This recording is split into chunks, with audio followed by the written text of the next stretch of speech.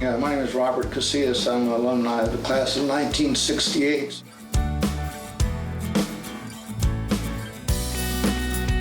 Well, it was a tremendous change going on in the country. It started probably in the early 60s, but there was a cultural revolution going on.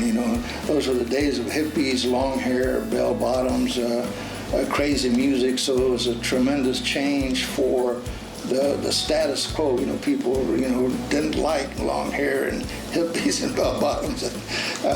So as a country boy here in Somerset, it was very exciting, and I would see that on the news. And of course, those days there was only 3 television stations, but it was really a really time of great change.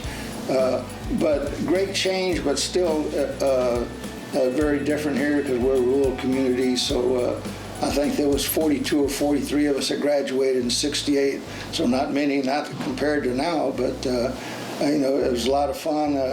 Back in those days, my main thing was ag class, going to ag. We had ag teacher Kenneth Taylor. He's the grandfather of Mr. Taylor, now the ag teacher. And of course, football, high school football is big, always been big here, all over the state. So it was a great times.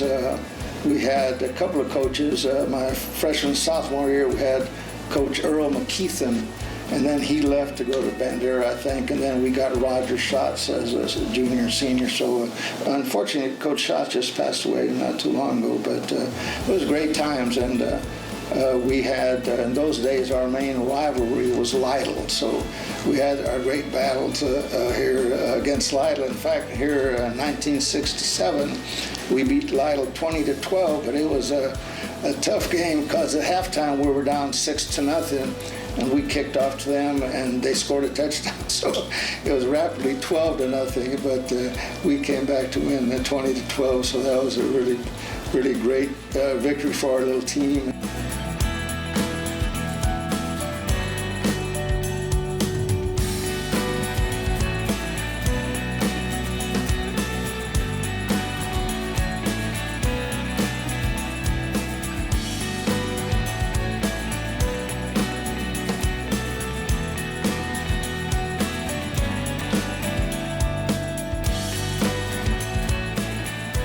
I think just being around, again, in comparison to now, and, as I mentioned earlier, I'm retired, so, and I reflect back on it, just being around the kids, and, we were all kind of young and naive and, not knowing about the bigger world, but as I think about current students, it reminds me, I'm an avid reader, so I read all the time, and I remember a quote from Mark Twain.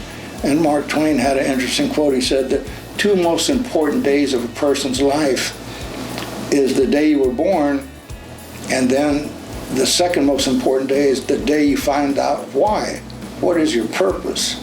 So I think that's really important, and it's good that now in the educational system there's more and more help for students and getting students to see the greater world. So a lot of great programs that Somerset has, and Somerset ISD has been very successful of recent, so that's really good for everyone.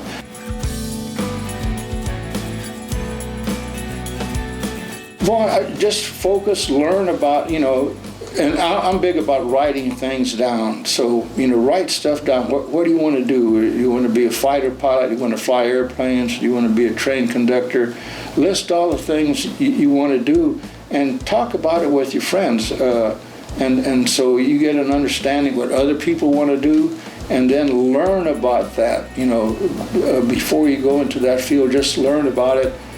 Try to find yourself a mentor or someone that'll help you do that.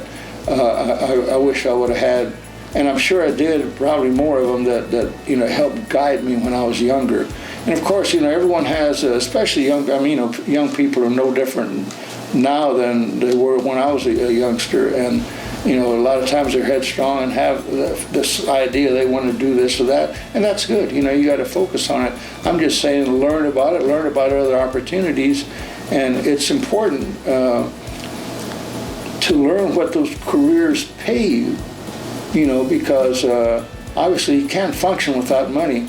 And the other thing is you got to learn about money. You got to learn about finance. And I would say, especially for young women, young girls really need to have someone guide them in that way, because once you get out of the real world and you start working, money becomes the issue, and you got to know how to manage it.